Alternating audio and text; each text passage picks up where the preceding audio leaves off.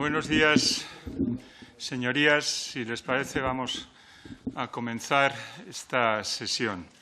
No les descubro nada nuevo si les digo que estamos en una situación claramente excepcional. Han pasado ya casi 70 días desde la última vez que se celebró esta comisión. Y en esos 70 días se han producido muchas cosas, pero fundamentalmente, y lo más triste, ha sido el fallecimiento de más de 24.500 compatriotas nuestros. Yo, rindiendo un homenaje o en expresión de ese pesar que creo y hago partícipe a todo el mundo, les pido un minuto de silencio.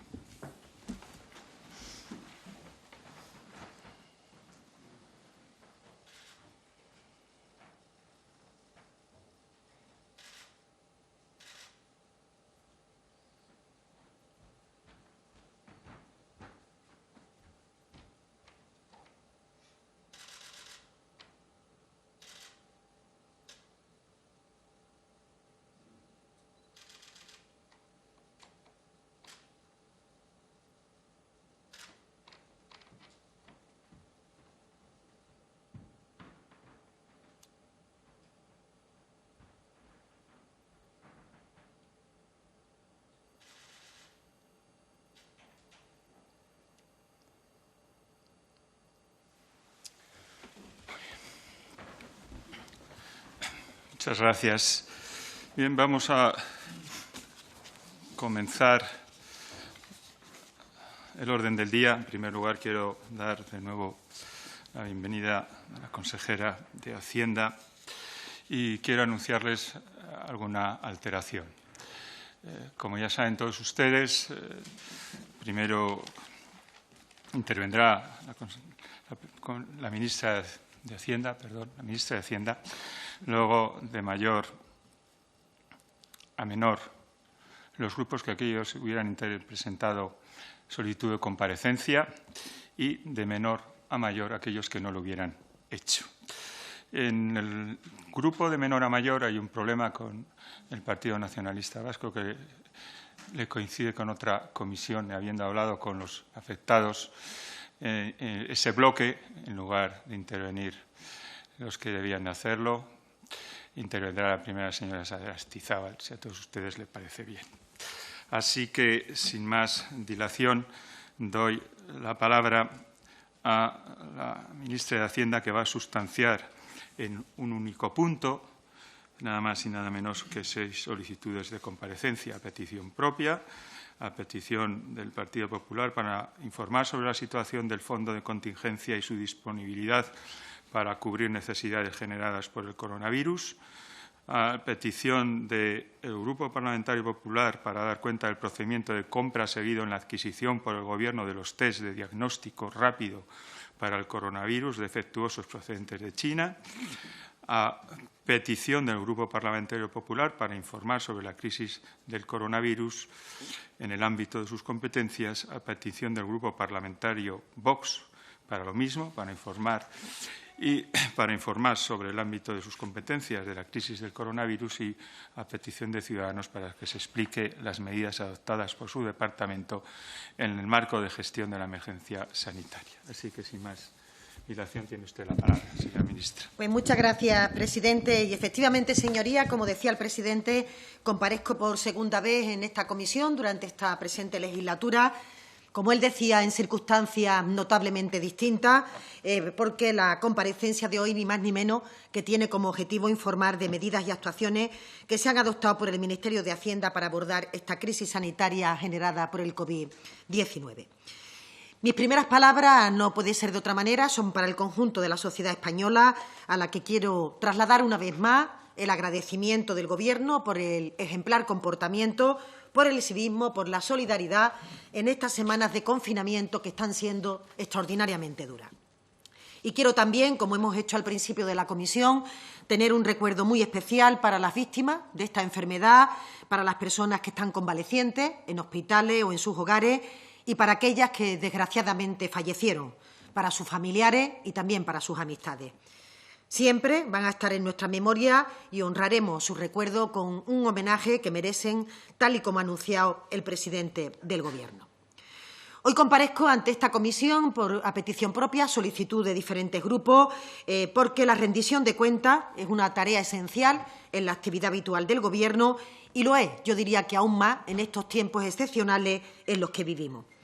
Por esto, mientras que perdure este estado de alarma, tenemos que reforzar mecanismos de transparencia y de rendición de cuentas, como estamos haciendo en los debates del Pleno, para que el conjunto de la ciudadanía tenga conocimiento de las decisiones que se están adoptando o de las medidas que se van a adoptar conforme vaya evolucionando esta situación.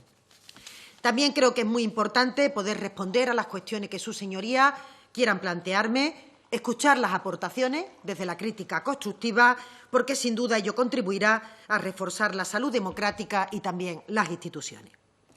Señorías, antes de entrar en el detalle de este motivo de comparecencia, algunas reflexiones que creo que la encuadran. Han transcurrido apenas 3 meses y medio desde que el Gobierno tomó posesión. Parece que hace una eternidad, pero han sido 3 meses y medio. Y estoy convencido de que ninguno de los que estamos en la sala pudiéramos ni siquiera barruntar la profundidad de la tragedia global que asola al mundo, trastocando por completo no solo la vida de las instituciones, sino sobre todo de los ciudadanos. La primera lección que creo que tenemos que adoptar o que tenemos que tomar de esta crisis es que lo que ocurre a miles de kilómetros de nosotros nos resulta ajeno. Somos más vulnerables de lo que pensábamos. La segunda es que tenemos que aceptar con humildad que tenemos que reforzar la capacidad de anticipación, porque creo que es evidente que nadie, ningún país del mundo, estaba suficientemente preparado para afrontar una crisis de esta naturaleza y de esta envergadura. Y a pesar de esta carrera contrarreloj que están corriendo y que están transitando nuestros científicos, aún, y lo tenemos que decir con claridad, no conocemos suficientemente a este virus y toda la comunidad internacional se mueve, nos estamos moviendo en una especie de fase de prueba, ensayo y error. Porque estamos ante un terreno que podríamos calificar de inexplorado, donde no existen certezas absolutas ni previsiones definitivas. Por ello, es fundamental gestionar con estas incertidumbres y entenderlas como lo que son.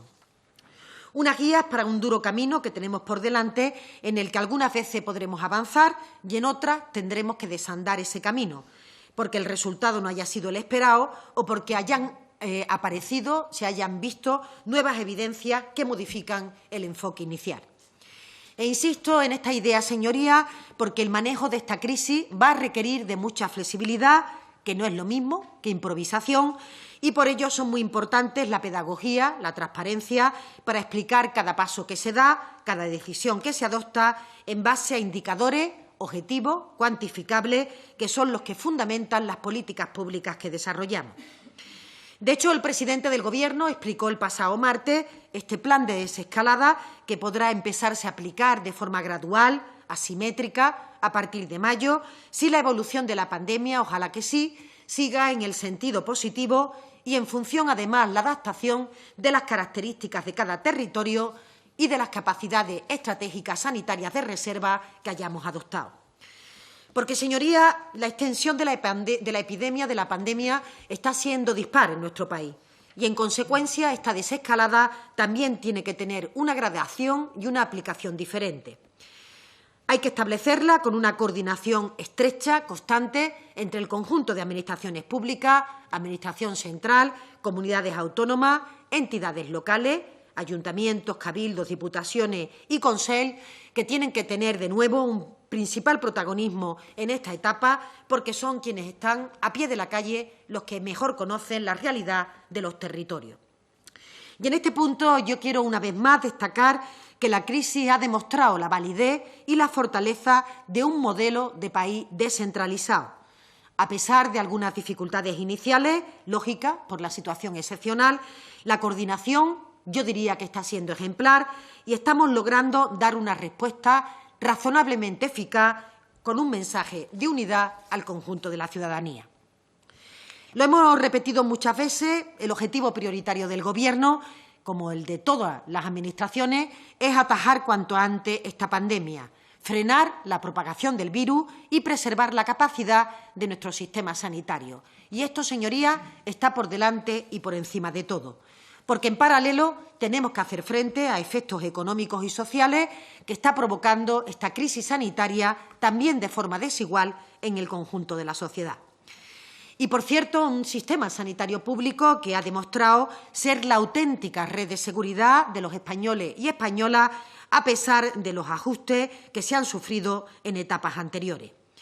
Yo diría que todos los que estamos en esta sala nunca tendremos suficientes palabras de agradecimiento a miles de profesionales sanitarios que desarrollan un trabajo incansable, con profesionalidad, pero también con calidad humana, en el acompañamiento, en la curación o en el cuidado de los enfermos.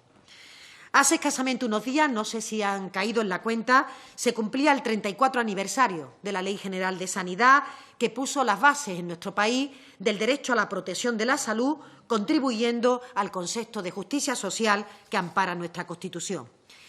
Y lo comento porque uno de los principales consensos de estos días, unánime prácticamente, es que tenemos que reforzar esta capacidad estratégica del sistema sanitario, dotarlo de recursos suficientes y prepararlo ante futuras contingencias. Y este es precisamente el primero de los puntos que el presidente del Gobierno propuso para lograr un gran acuerdo de reconstrucción social y económica del país. Un acuerdo que tiene que ser, o no lo será, de toda la sociedad española. Y por ello hemos invitado a sumarse a fuerzas políticas, agentes sociales o al conjunto de administraciones territoriales. Y estamos convencidos, yo así lo estoy, de que este pacto será posible si todos los que participamos realizamos nuestras aportaciones pensando en este interés general y estamos dispuestos a ceder, a dejar a un lado viejas dinámicas que ya no operan porque la crisis lo ha cambiado prácticamente todo. Y somos un país plural, donde demasiadas veces se impone la diferencia frente al acuerdo. Pero en esta ocasión requeriríamos elevar la mirada porque lo que nos está ocurriendo es de una gravedad extrema y necesitamos la participación, el concurso de todos para que nuestro país pueda salir de esta crisis lo antes posible y en las mejores condiciones posibles. Son muchos, señorías, los análisis que están advirtiendo del notable deterioro y el rápido incremento de este deterioro en la economía mundial, como consecuencia, sobre todo, de las medidas que se han aplicado para contener al virus, la interrupción de los flujos comerciales o la caída de la demanda. Ninguna economía va a escapar de esta previsión, si bien la intensidad y la duración de la crisis en cada lugar van a ser factores clave a la hora de dimensionar de forma adecuada el impacto económico, como también lo serán las fortalezas previas a nivel macro, a nivel del tejido productivo o laboral y también en el modelo del bienestar, porque es evidente que países con fuertes modelos de protección social pueden combatir mejor las consecuencias negativas de la crisis en términos de desigualdad, de precariedad o de pobreza.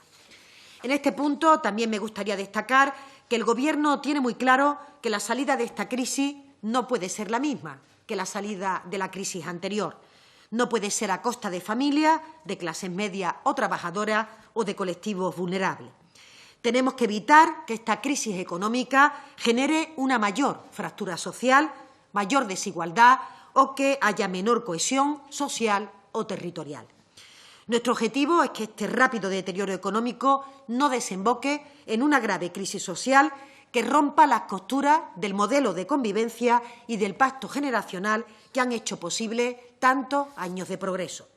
Por ello, vamos a impulsar un conjunto de medidas dirigidas a reforzar el sistema sanitario, a proteger a las familias, a colectivos sobre todo vulnerables y ayudar a las pymes, a los autónomos, para que puedan transitar en las mejores condiciones en una etapa realmente compleja. Y les decía, señorías, que esta crisis ha cambiado nuestra realidad, pero también nuestras perspectivas, las vitales, las de cada uno y cada una, pero también las económicas. Los principales organismos internacionales y nacionales apuntan a una caída del PIB sin precedentes, del entorno del 10%, con posibles horquillas que varían en función de la duración del confinamiento y del ritmo de la desescalada, elemento absolutamente lógico, apuntando incluso a un posible rebote de la economía a partir del tercer trimestre. Pero desde el inicio de la crisis estamos monitorizando la situación y la evolución de estos indicadores. Y con ello hemos revisado el cuadro macroeconómico, también el marco presupuestario, y esta misma tarde remitiremos a Bruselas nuestro plan de estabilidad. Esperamos que la Comisión lo reciba con la responsabilidad y con la actitud colaborativa que se espera en un momento como el que vivimos. Es evidente que el impacto de esta emergencia sanitaria será importante, será notable y romperá la tendencia a la reducción del déficit público que mantenía Administración Central y Seguridad Social. De hecho, los datos de ejecución presupuestaria hasta el mes de marzo, que aún no incluyen todas las consecuencias durante un mes del COVID-19, demuestran que el Estado central redujo en este mes de marzo, un 13,9%, en el acumulado del trimestre hasta marzo, redujo un 13,9% el déficit. Y son números que tengo que decir lamentablemente que pertenecen ya al pasado, pero que demuestran que el Gobierno estaba gestionando de forma eficiente los recursos, reduciendo el déficit público antes de que irrumpiera la mayor emergencia sanitaria que hemos tenido en más de un siglo. Por tanto, este escenario actual y el que deberemos afrontar en los próximos meses será muy distinto y requerirá de una intervención decidida y valiente de las autoridades comunitarias. En este punto también me gustaría poner en valor importantes avances que se han dado en el seno de las instituciones europeas para que podamos tener herramientas y soluciones que combatan la crisis. Pero saben sus señorías que España está defendiendo la creación de un fondo para la reconstrucción dotado con entre 1 billón y medio de euros con transferencias no reembolsables que eviten el sobreendeudamiento y faciliten una recuperación rápida, que además sea equilibrada, medioambientalmente sostenible y socialmente justa. Hemos conseguido ya, por lo pronto, acordar una triple red de seguridad en torno a 550.000 millones de euros para actuaciones a nivel del Estado, de las empresas y de los trabajadores. Pero tengo que decirle que no es suficiente. Necesitamos más ambición, también más celeridad, para que cuando consigamos atajar la crisis sanitaria, cuando se inicie la desescalada, podamos relanzar la economía. Y lo vamos a hacer, señorías, sobre la base de la transición ecológica, de la revolución digital, que son vectores de transformación, de competitividad, sin olvidar, por supuesto, a los sectores tradicionales fuertes en nuestro país, afectados por esta crisis, como pueden ser el turismo o el transporte. La actuación, señorías, que el Gobierno ha ido desarrollando y que paso a resumirle de forma breve, lo que pretendían justamente es abundar en esta dirección. Voy a intentar centrarme en aquellas que son propias de mi departamento, aunque saben, el Departamento de Hacienda actúa de forma transversal. Voy a darles algunos datos y algunas cifras que no se pueden interpretar como una foto fija, pero que creo que pueden dar una referencia de la gravedad y de la dimensión de la crisis. El impacto de las principales medidas que hemos puesto en marcha para reforzar la liquidez de autónomos, pymes y empresas asciende a más de 136.000 millones de euros. Diría con rotundidad que hemos activado todo el músculo del Estado para atajar la crisis de liquidez, facilitando también, por otra parte, y en primer lugar, los recursos que se destinan al Sistema Nacional de Salud. En segundo lugar, desarrollando medidas para proteger rentas de trabajadores, de autónomos y también para hacer posible la viabilidad de las empresas, especialmente pequeñas y medianas, que constituyen la inmensísima mayoría de nuestro tejido productivo. Y, en tercer lugar, poniendo el foco en colectivos vulnerables que necesitan más que nunca la intervención del Gobierno, del Estado, de las instituciones y la puesta en marcha de medidas que protejan su situación. Porque, señorías, la enfermedad, desgraciadamente, no entiende ni de clases sociales ni de ideología y, por tanto, nos afecta a todos por igual. Pero las consecuencias económicas y sociales pueden ser muy distintas, dependiendo de la situación de partida de cada individuo, de cada persona o de los diferentes colectivos, sobre todo en función de la capacidad económica previa que tuviera cada uno. Por ello, el Gobierno se ha marcado como un objetivo fundamental garantizar el bienestar de las rentas, el bienestar de la familia, con especial atención a los vulnerables, entre los que se incluyen familias monoparentales. El parón de esta actividad económica ha provocado que haya muchas personas con incertidumbre en relación con cómo vamos a hacer frente al pago de la hipoteca, al alquiler de la vivienda o al pago de la luz, del gas, de los suministros llamados básicos. Por eso, desde el Gobierno hemos prohibido la ejecución hipotecaria por impago de vivienda cuyos propietarios sean justamente familias vulnerables. Se han suspendido durante 6 meses los desahucios. Hemos renovado de manera automática durante 6 meses los contratos de alquiler que vencen en los 3 meses siguientes a la entrada en vigor del acuerdo. Hemos garantizado a las familias vulnerables suministro eléctrico de gas y de agua que tampoco podrán ser suspendidos por impago. Y también está garantizado el abastecimiento de la cadena alimentaria. Conocen, sus señorías, que hay familias a las que el cierre de los centros escolares ha perjudicado de manera especial al ser sus hijos o hijas beneficiarios de las becas comedor. Por eso hemos aprobado que en estos casos nuestros niños y niñas tengan derecho a ayudas económicas o a la prestación directa de distribución de alimentos. Y hemos destinado para este fin 300 millones de euros a un fondo social extraordinario para financiar a estas prestaciones básicas sobre comunidades autónomas y otros 300 millones de euros, en total 600, dirigidos estos últimos a entidades locales, sobre todo a ayuntamientos. La protección de trabajadores, evitar la destrucción de empleo, es otra de las líneas absolutamente prioritarias. Hemos establecido el teletrabajo como medida de flexibilidad laboral y de prevención de contagio. Además, señorías, el teletrabajo creo que ha venido para quedarse. Hemos definido un permiso retribuido recuperable durante un periodo para que pudiéramos disminuir la movilidad en determinada época, en donde la pandemia era principalmente fuerte. Y también hemos considerado la incapacidad temporal como asimilada a la baja laboral por accidente de trabajo para trabajadores que se encontraran en aislamiento preventivo o que tuvieran enfermedad por el virus.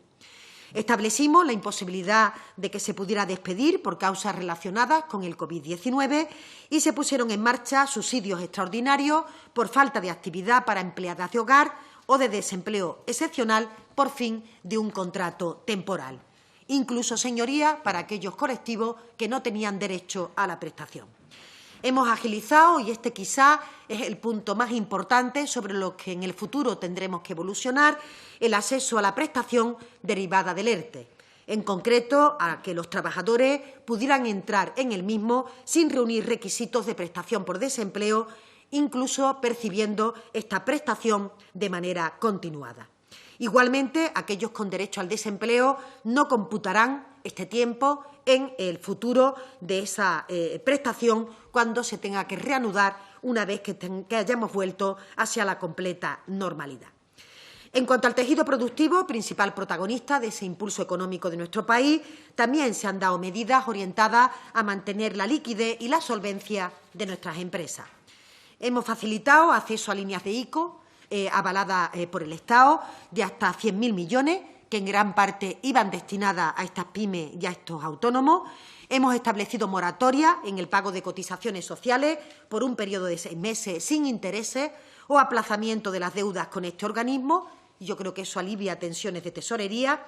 Y se han puesto en marcha una prestación extraordinaria por cese de actividad o bajada de facturación dirigida a los autónomos, que, por cierto, señorías, hoy mismo, día 30, van a cobrar más de 1 millón de autónomos, ayudando así a proteger la falta de ingresos en una situación excepcional, contribuyendo a la supervivencia de sus negocios.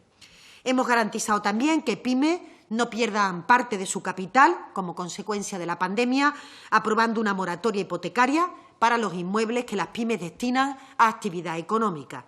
Y hemos aprobado también medidas para el aplazamiento de reembolso en préstamos concedidos tanto por comunidades autónomas como entidades locales. No voy a extenderme más en las medidas, ustedes la conocen por razón de tiempo, pero saben que nuestro tejido productivo sigue siendo fundamental para la siguiente etapa en la que ya empezamos a abordar, como es la reconstrucción económica de nuestro país. Y por ello, y con el objetivo de estimular ese desarrollo y aumentar el peso del sector industrial en el PIB, hemos aprobado una mejora de la financiación en proyectos de inversión dirigidos a competitividad industrial, sostenibilidad, transformación digital, que contribuyan a esa reindustrialización. Por eso, señorías, con esta foto, con esta panorámica, he intentado trasladarle en una visión bastante amplia que el primer objetivo del Gobierno es evitar que los efectos de la pandemia recaigan sobre familias, sobre trabajadores, colectivos vulnerables, pymes o autónomos. Y, en definitiva, se han aprobado estas medidas para no cometer los mismos errores llevados a cabo durante la crisis de 2008. En lo que atañe al Ministerio de Hacienda, la labor del Departamento, como decía, ha sido transversal, muy amplia, y quisiera agradecer en este punto el ingente esfuerzo realizado por los empleados públicos del equipo ministerial que están trabajando sin descanso para facilitar esta ayuda y para dar respuesta a todas las demandas que los ciudadanos o los distintos ministerios nos hacen llegar. Han sido días dedicados a pensar estas medidas efectivas y, por tanto, nuestro sincero agradecimiento.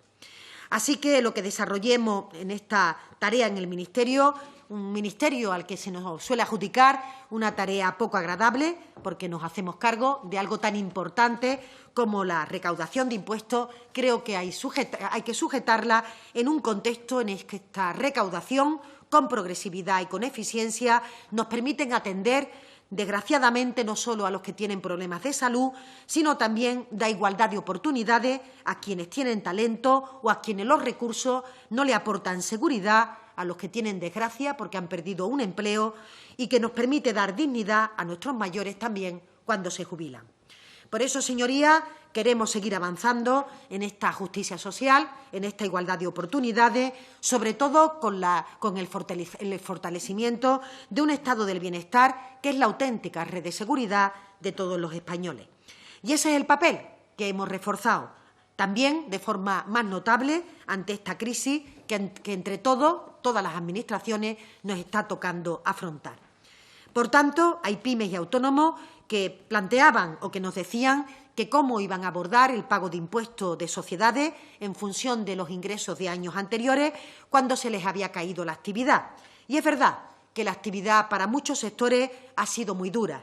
¿Pero qué hemos hecho en este sentido? Pues básicamente hemos actuado rápidamente para que las pymes puedan cambiar el sistema del cálculo del pago fraccionado, de manera que puedan calcularlo ahora en función de los beneficios reales trimestrales.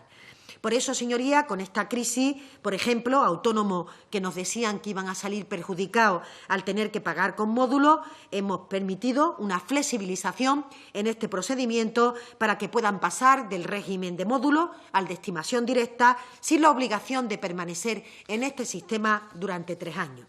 ¿Y qué suponen estas dos medidas? Pues básicamente un ahorro en torno a 1.100 millones que beneficiarán a 427.000 empresas y a 360.000 autónomos. Más de medio millón de autónomos ante los que el Gobierno ha sido extraordinariamente sensible. Además, sobre este colectivo de autónomos que tributan en módulos, podrán descontarse del cálculo del pago fraccionado de IVA e IRPF los días naturales que permanezcamos bajo el estado de alarma, lo que podrá suponer un ahorro de 30 millones de euros en este primer trimestre y que beneficiará a en torno a 362.000 contribuyentes en pagos de IRPF y 200.000 en los pagos del IVA. En este punto, señorías, me gustaría incidir en la importancia de hacer pedagogía con esta función social de los impuestos. Un Estado democrático de derecho, con necesidades sociales que tiene un país que está sufriendo con mucha dureza esta pandemia, no puede permitirse renunciar a la recaudación de impuestos proporcionados y legalmente establecidos. Porque renunciar en estos momentos a este papel del Estado en cuanto a la redistribución de los recursos sería una irresponsabilidad que ninguno de los que estamos en la sala nos podemos permitir. Por eso, ante las dificultades de muchos autónomos, de muchas empresas, hemos aprobado que las pymes puedan acceder a un aplazamiento extraordinario del pago de impuestos de hasta 30.000 euros, un aplazamiento que se concede por un periodo de 6 meses en los que los 3 primeros no tienen que cargar intereses. Y sabemos que muchos pequeños empresarios y autónomos están teniendo problemas de tesorería y que la medida puede suponer un alivio. Hasta el pasado martes, 401.000 contribuyentes han presentado 626.800 solicitudes de aplazamiento. De esta forma, hemos aplazado ya 2.334 millones de euros. Pero no nos hemos parado en esta materia. Había otros autónomos que se veían incapaces de presentar las autoliquidaciones en tiempo y en forma por la caída de la actividad y por el problema derivado del confinamiento. Por ello, las empresas que facturen hasta 600.000 euros no tendrán que presentar la declaración tributaria en abril y todos los plazos se amplían hasta el 20 de mayo. Insisto, lo que se amplía es el plazo de presentación de la autoliquidación, no del pago de la obligación tributaria. Este se puede extender hasta 6 meses, pero para ello es fundamental haber presentado la autoliquidación y solicitar el propio aplazamiento. Es una medida que afecta a las declaraciones trimestrales de IVA, de pago fraccionado del IRPF y del impuesto de sociedades. Una medida que va a tener un impacto de 3.558 millones de euros, pero que pueden beneficiar a un 95% de empresas y autónomos, en torno a 3,4 millones de contribuyentes. Por eso, señorías, el objetivo es defender el tejido productivo, ayudarles en la medida que podamos a transitar la crisis y dar facilidades en el ámbito tributario y de la seguridad social. Hemos flexibilizado los plazos, pero también hemos adaptado medidas en contratación para que puedan ayudar a recuperarse de la manera más eficaz. En este régimen de contratación hemos establecido un régimen específico de suspensión de los contratos públicos con ampliación de plazo y con compensación de salario para evitar la resolución de los contratos y la consecuente pérdida de empleo, con un impacto de 8,13 millones de euros. En cuanto a los plazos tributarios, se extienden hasta el 30 de mayo para varios de ellos y, en concreto, los que ya se ampliaron hasta el 30 de abril o el 20 de mayo en otros reales decretos leyes. Los contribuyentes, por tanto, no tendrán que atender requerimientos ni formular recursos o atender deudas tributarias derivadas de una liquidación de la Administración hasta el día 30 de mayo. Hemos aprobado, por otra parte, que no haya recargo en las deudas tributarias al recibir préstamos ICO. Así, la agencia tributaria no va a establecer recargo para empresas que no hayan ingresado la cuota de una declaración si están en el trámite de obtener una línea de financiación del ICO vinculada al COVID-19. Y les decía, señoría, que somos conscientes de la especial incidencia que esta crisis sanitaria está teniendo en comunidades autónomas y entidades locales y de la preocupación de estas administraciones sobre la manera de cubrir las necesidades. Y les tengo que decir que hemos actuado y que seguiremos haciéndolo. Lo hemos hecho desde una concepción abierta del estado del bienestar. El problema de las comunidades autónomas es el problema de este Gobierno. El problema de los ayuntamientos, los problemas de los ayuntamientos son los problemas de este Gobierno. No hay problemas aislados de una administración u otra. Hay ciudadanos únicos a los que se le proveen servicios, competencias distintas, dependiendo de lo que constitucionalmente tenemos distribuido, pero todos los que hemos participado de competencias distintas sabemos que, en definitiva, el ciudadano espera una respuesta coordinada, eficaz, más allá de quien ostenta la competencia o quien tiene los recursos para poder desarrollarlo. Por eso les decía anteriormente que soy una convencida de que el Estado de la Autonomía es una historia de éxito y es un modelo eficaz también para hacer frente a la pandemia en diferentes ámbitos sanitarios, económicos o sociales. Y este elemento me parece importante porque algunos aprovechan la situación actual para cuestionar justamente el estado de las autonomías. Y es verdad también que el estado de alarma era necesario porque teníamos que tener un mando único en materia sanitaria para poder atender la crisis que atravesábamos. Pero esto para nada anula ni las competencias de las comunidades autónomas en sanidad o en servicios sociales. Por eso este Gobierno tiene que ayudar a las personas para que puedan dar flexibilidad a las diferentes empresas, a las diferentes dificultades, para garantizar la liquidez de todas y cada una de las administraciones territoriales. Por ello, quiero reiterar mi compromiso de hacer política útil al servicio de los ciudadanos, con independencia, insisto, de quién ostenta la titularidad competencial. El Gobierno, por tanto, está en constante diálogo con comunidades autónomas, con entidades locales y, quizás más que nunca, en nuestra historia reciente. No vamos a permitir que ninguna administración se quede sin liquidez. Y estamos haciendo esfuerzos importantes para poder enfrentar los gastos que se derivan de la crisis, para que se sigan prestando los servicios públicos en condiciones de calidad y para que podamos dar respuesta a las demandas nuevas derivadas fundamentalmente de la crisis económica del conjunto de la ciudadanía. El presidente del Gobierno conocen que ha mantenido durante este periodo hasta 7 reuniones con los dirigentes autonómicos y la comunicación ha sido fluida. El próximo lunes yo me reuniré nuevamente con los consejeros de Hacienda y les comunico que tenemos intención, queremos también recabar su interés en convocar el Consejo de Política Fiscal y Financiera para poder acordar las medidas que se puedan adoptar hasta esa fecha y establecer algún cauce añadido de coordinación que sea adecuado. Soy muy consciente de que el Gobierno de que las comunidades necesitan recursos para hacer frente al desafío del coronavirus. Y, de hecho, señorías, es por ello que las comunidades autónomas reciben y han recibido del sistema de financiación 115.887 millones de euros, un 7,3% más respecto a los 107.000 que recibieron en el año 2019. Es la cifra mayor registrada en la historia de nuestra democracia y que supone que las comunidades autónomas reciban 7.907 millones más que en 2019.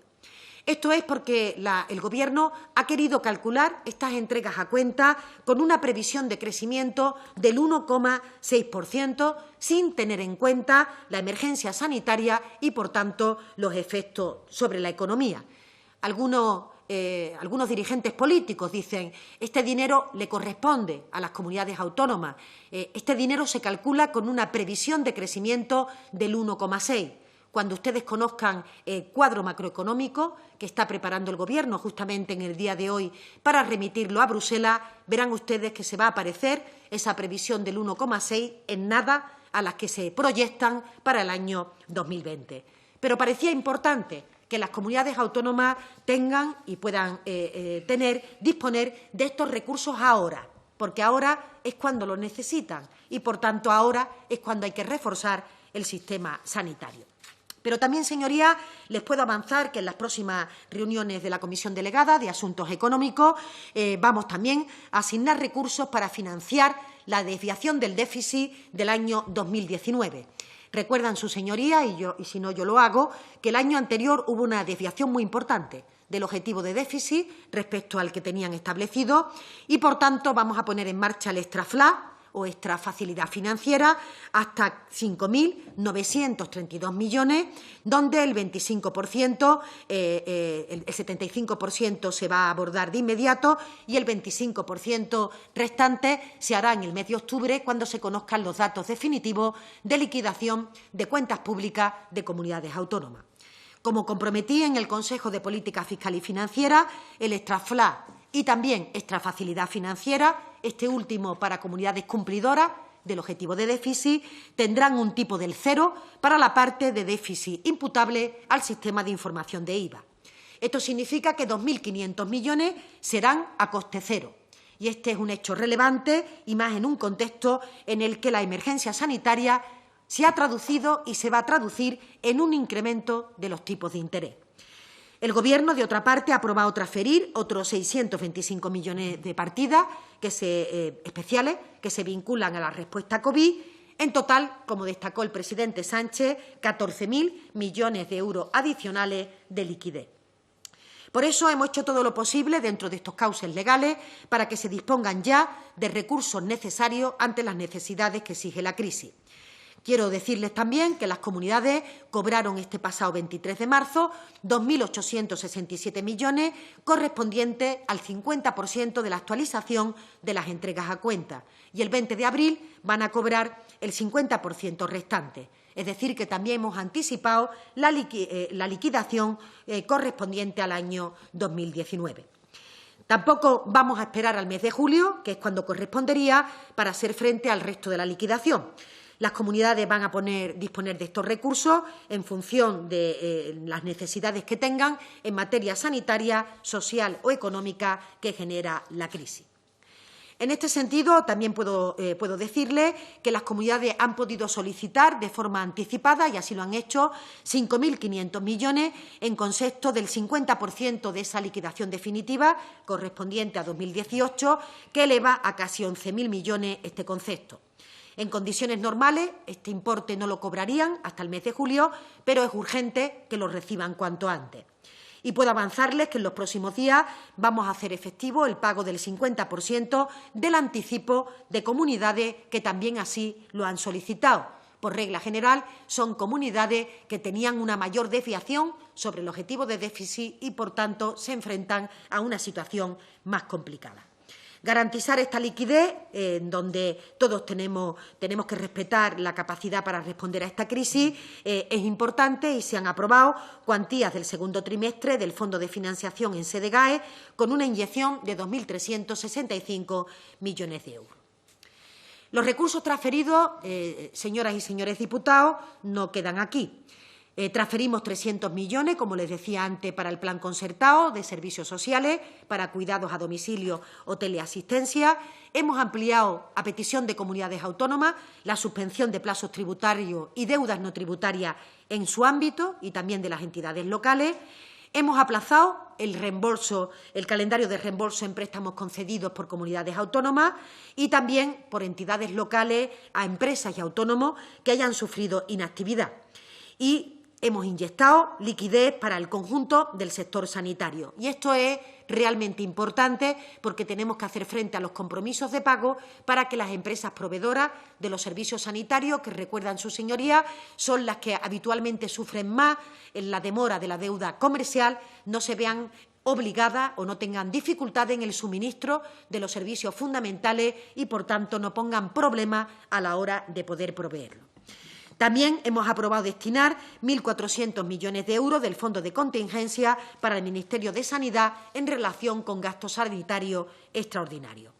De ello se han realizado compras de material por importe de en torno a 900 millones de euros. Esta cifra hay que ir actualizándola día a día por los compromisos de compra de cada contrato y se han distribuido fondos por importe de 300 millones entre comunidades autónomas. Recuerdan que el ministro de Sanidad hizo una transferencia directa por este importe en uno de los últimos consejos interterritoriales. Se ha habilitado también al Ministerio de Hacienda para realizar transferencias entre sesiones presupuestarias justamente para reforzar esta financiación de la política sanitaria. Hemos aprobado que la adquisición de bienes sanitarios para combatir el COVID no pague IVA si se destinan a entidades públicas, hospitales, clínicas o entidades privadas de carácter social. Solo esta medida tiene un impacto presupuestario de 1.022 millones de euros, de menor recaudación, evidentemente, para el Gobierno de España. Si eliminamos este IVA de productos sanitarios es porque es necesario poner todo de nuestra parte para garantizar justamente el suministro de materiales y ahorrar a las comunidades autónomas el gasto añadido que supone el pago del IVA. También decirles, señoría, que en la misma línea, a petición de España, la Comisión Europea ha dejado exento de derecho de aduana y de IVA las importaciones de productos sanitarios y de equipos de protección, una decisión que va a tener efectos retroactivos desde el inicio de la pandemia. Extenderemos al ámbito aduanero la posibilidad de aplazar deuda tributaria siempre que el importe de la deuda a aplazar sea superior a 100 euros. Por debajo de ese importe, el gasto de gestión es muy superior al que conllevaría el beneficio.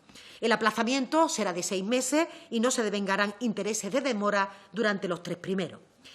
Por eso, señoría, creo que con este listado rápido y a la mayor brevedad que puedo, les he detallado el compromiso firme para que las comunidades cuenten con recursos. Pero igualmente somos conscientes del papel que juegan entidades locales y que todavía van a tener mayor protagonismo en el inicio de la desescalada y en la estrategia de reconstrucción económica. Las comunidades autónomas, porque son las competentes en materia sanitaria en esta fase aguda de la pandemia, han tenido un protagonismo indudable, pero ahora también el foco se irá dirigiendo a entidades locales, a diputaciones, a cabildos, a Consell, en estas fases en plural en las que entramos a partir de ahora. Recuerdan que hemos aprobado para los ayuntamientos 300 millones de euros de mayor utilización del superávit para actuación de protección social y de promoción, además con la novedad de que este gasto no computará, como es lógico, en la regla de gasto. Pero también le digo que tras la reunión del presidente del Gobierno con la FEN, la colaboración y la coordinación con los gobiernos locales es absolutamente esencial en los próximos días. Vamos a tener reuniones quincenales para que podamos intercambiar información, necesidades y también cuestiones que podamos reforzar en la coordinación conjunta.